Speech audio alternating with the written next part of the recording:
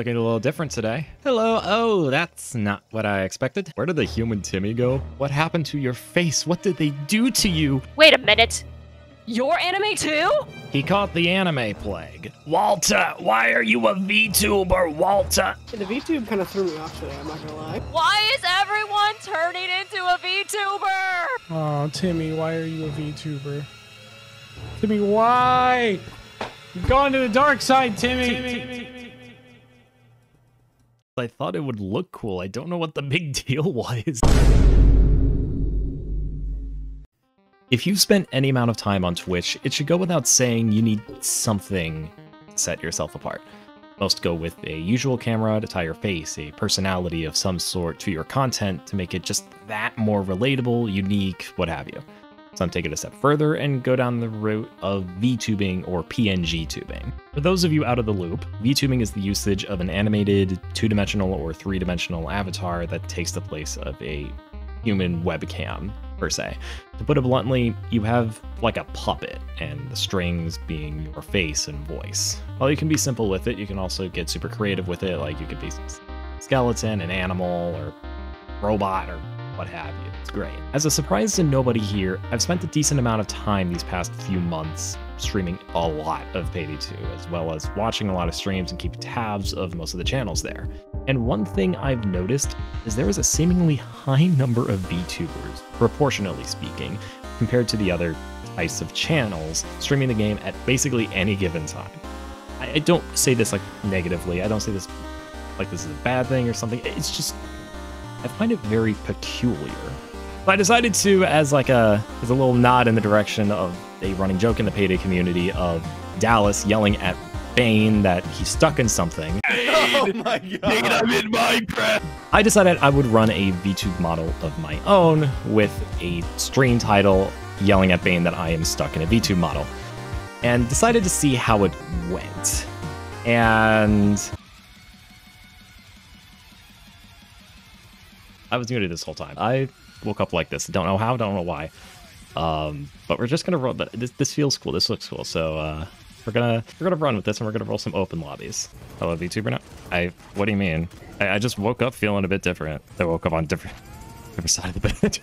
Yeah, exactly. VTuber Timmy. Okay, what is this like a VTube thing people are talking about? A lot of people were hella confused. I decided as like a little experiment, I would decide to do this for a single week. And here are my findings. This is a skewer from last night's dinner. I don't know why I still have it. So let's first talk about the upsides. It was a bit more comfortable to do as opposed to running a face cam. I know this sounds weird. Let me explain. So basically, if you want to stream with a webcam up, you usually need to have some type of supplemental lighting. So my setup, I have a ceiling fan. I have the lights on there. And then I have a lamp that I picked up from a thrift store just behind my monitors, and I blast light. This generates a lot of heat. Most people are probably going to recommend getting like a cheap ring light that you would hook up, right above your monitor and just blast light into your face.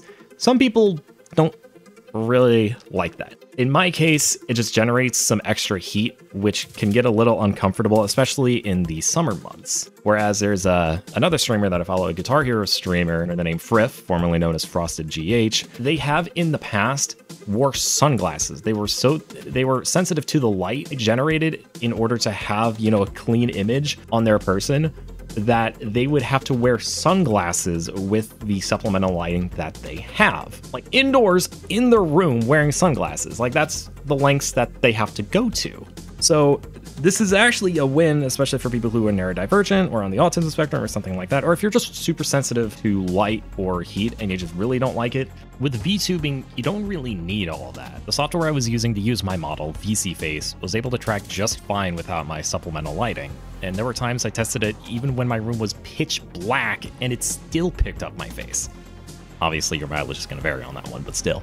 So another upside that I noticed was you get an easy green screen. So again, typically you would need a green screen behind you, and then again, that's supplemental lighting, or you could try to use some type of makeshift background removal, like in the sense of that you would need to have, an RTX graphics card and use the NVIDIA broadcast, or built-in stuff to OBS and have to run that, but then that would chip away at your GPU a bit. However, when you're running the V2 model, you can just set up background removal so bloody easily. In fact, there's even a plugin you can get for OBS called Spout 2 that basically guarantees you will never have anything in your background.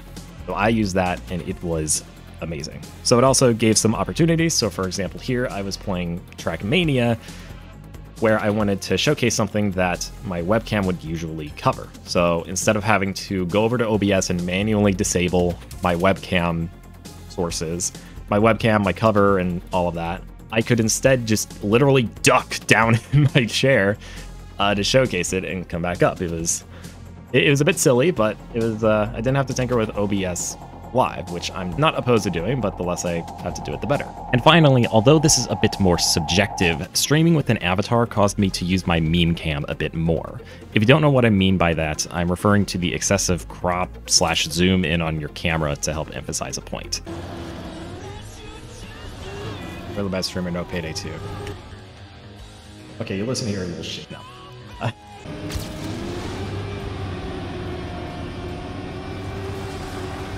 Oh, another Timmy playing Trackmania. Ah, another Timmy. Our fight will be legendary. How you doing, my friend? I used this a bit in my streams well before VTubing. However, I noticed I had a tendency to do it a bit more while I was using my avatar, especially when I changed my scene to include the game in the background, so it's less jarring to the viewer. They're not being pulled out of the game. You can argue this could be from the green screen as opposed to the avatar, but I'm still mentioning it regardless. That being said, there are a few trade-offs transitioning from a webcam.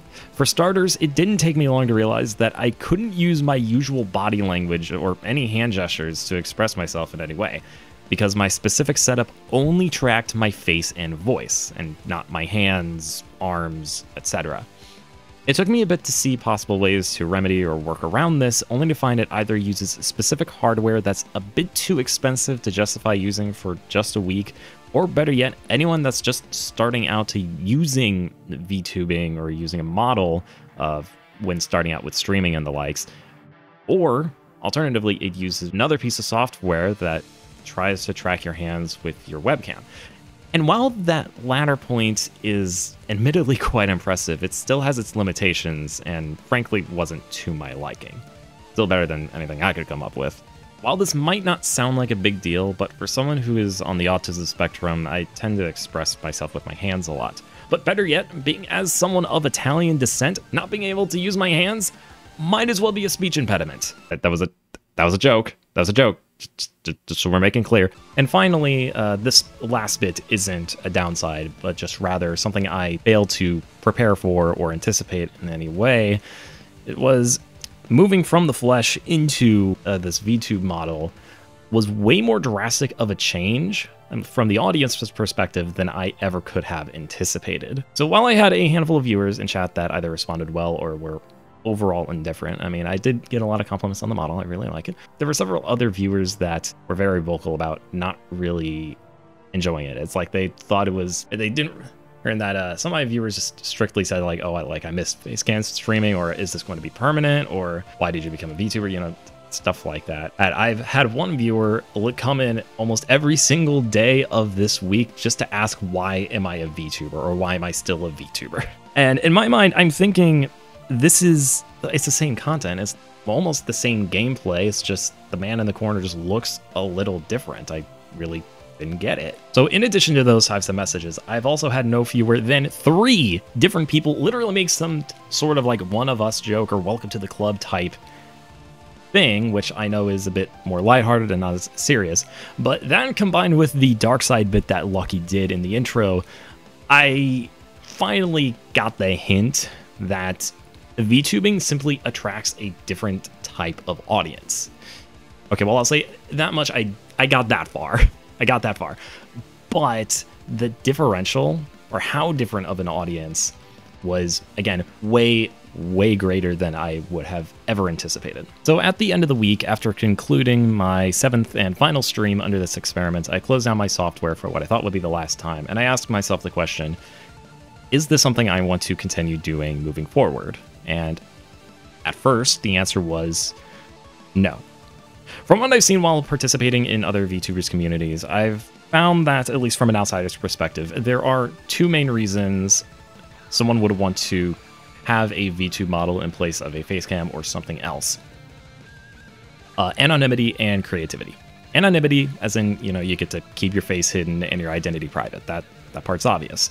This is a big plus for people of various walks of life. I shouldn't have to explain that. What I should explain is the creativity.